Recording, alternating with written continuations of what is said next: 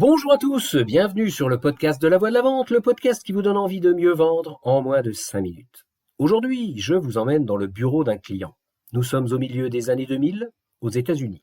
Je viens de retrouver mon distributeur du New Jersey et nous sommes en train de rouler en direction de la Pennsylvanie pour y rencontrer un prospect d'un gros labo pharmaceutique avec un potentiel de ouf. Vous savez, le genre de prospect où si vous le décrochez et que vous le transformez en client, vous explosez vos chiffres pendant des années.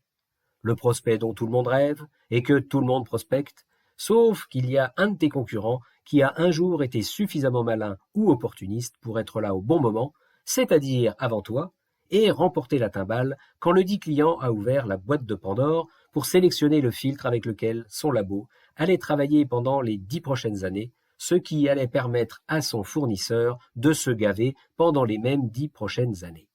Dans l'industrie pharmaceutique, quand t'as raté ton tour, t'es marron pendant un bon bout de temps. Tu rames pour raccrocher les wagons, en attendant que ton concurrent fasse une bourde, mais là, faut vraiment qu'il fasse très fort pour être sorti, ou que le laboratoire décide de faire une revue technologique où tout le monde a sa chance, ou presque, vu que s'il y a bien un truc que l'industrie pharmaceutique déteste, c'est le changement. Enfin bref, tout ça pour dire que cette visite que je m'apprête à faire avec mon distributeur du New Jersey risque d'être coton, d'autant plus qu'il m'a prévenu. Le gars qu'on va voir est super technique. Il touche sa bille en filtre et c'est lui qui décide.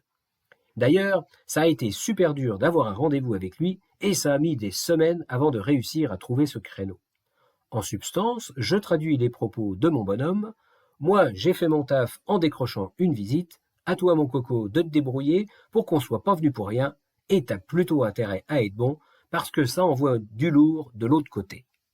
Après une bonne heure de route où mon New Jersey guy passe son temps à me mettre la pression et me balance des milliers de recommandations sur la façon dont on se comporte en face d'un gars aussi touchy que l'huile qu'on s'apprête à rencontrer, nous voilà assis côte à côte dans un petit bureau en face d'un gars qui pianote sur son ordinateur portable pendant que mon Américain de service lui balance des grands discours aussi mielleux qu'inintéressants.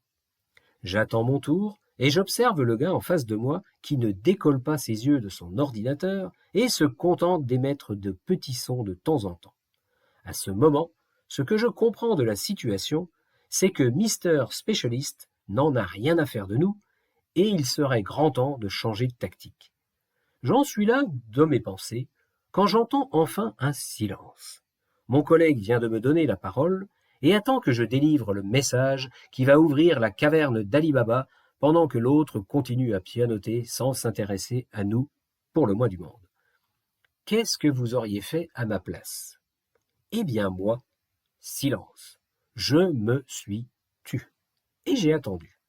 Au bout de quelques secondes, et je peux vous dire que dans une situation pareille, quelques secondes de silence, c'est très long, le gars a levé les yeux de son ordinateur et m'a regardé avec les yeux d'un poisson qui essaye de voir au travers de son bocal. Je lui ai fait un grand sourire et je lui ai dit « Oh, je vous en prie, je vous laisse terminer votre email urgent. On n'est pas pressé. » Il a fermé son ordinateur et nous avons démarré une conversation. On a eu une super discussion et un vrai échange technique, au terme duquel il nous a promis d'organiser des essais dès que possible. Promesse tenue quelques mois plus tard. À la sortie de ce rendez-vous, mon Américain du New Jersey était bluffé. Il n'en revenait pas que j'ai osé faire ça. Il était super admiratif. En fait, j'avais fait quoi? Je m'étais juste fait respecter et j'avais capté l'attention du client. La vente, c'est une conversation. Je vous l'ai déjà dit, non? Or, pour discuter, il faut être deux.